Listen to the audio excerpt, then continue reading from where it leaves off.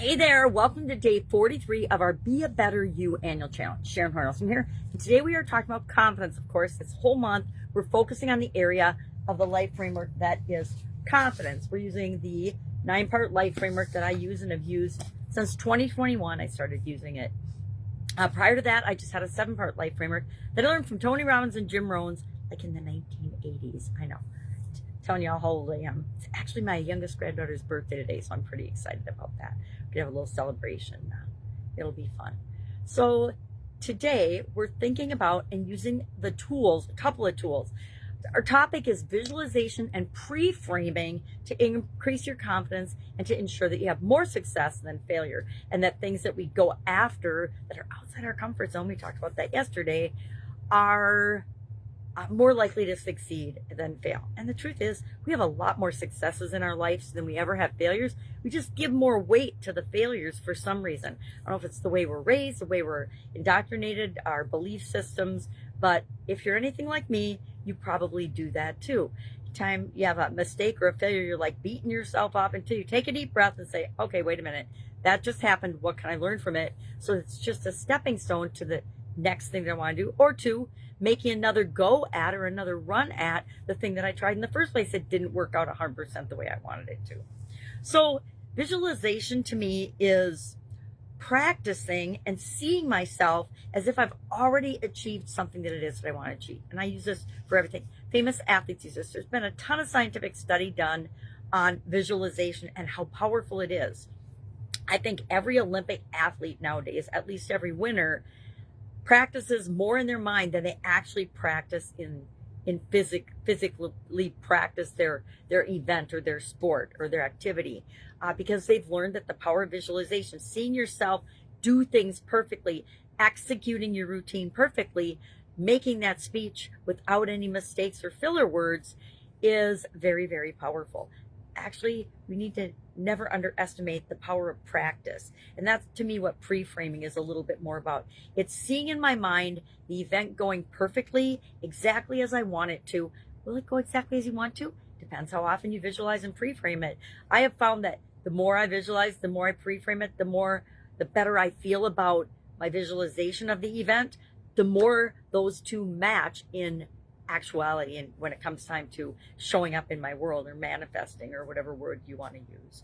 So another tool we're going to use today is the question, who am I? And this is a little bit of a different tweak on this comfort zone thing. Who am I without my fear exercise? And so I asked myself, if I weren't afraid of anything, and guess what? I'm afraid of stuff. We're all afraid of things. But if I weren't afraid of anything, if I weren't afraid of the outcome, if I weren't afraid of making a mistake, if I weren't afraid of fill in the blank, who would I be and how would I show up? And then start to embody those qualities. Start to say, okay, I would say yes to more things, kind of like yes and no person yesterday. I would volunteer more. I would volunteer at work more. I would speak up in meetings all the time when I feel like I have something of value and importance to say.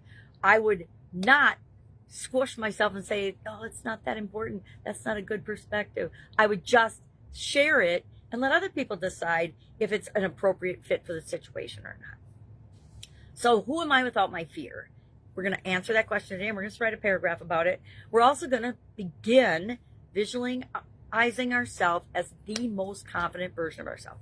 What's the process for going about doing that? Well, make a list of the things you're afraid of. Anything you're afraid of or anything that holds you back, as you notice it, start jotting it down in your journal and then think about, how can I counteract this? A lot of times, and I learned this a long time ago, I don't know why I realized, I guess I was doing self-reflection, even though I wasn't consciously journaling and doing self-reflection.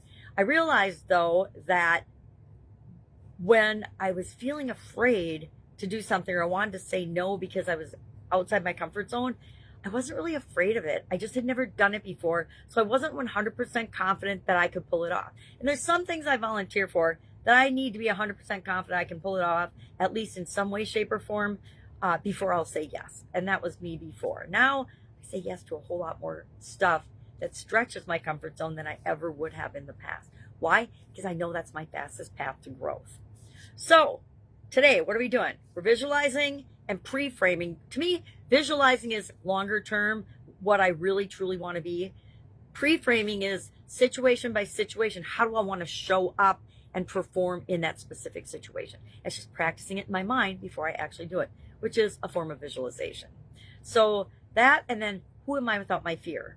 If you're brave and it's outside your comfort zone to just stretch a little bit, share in the comments below, who would you be without your fear? Share one thing you would do right now if fear weren't getting in your way. I think that's a really powerful thing to share, because as soon as you write it down, guess what? You're going to not be afraid to do it anymore, because you're more afraid of writing it down and letting the world know that you want to do that thing than you are of actually doing that thing. Let's think about that today. All right, if I can help you in any way, ask. Otherwise, have an awesome day, and I'll, of course, be with you tomorrow.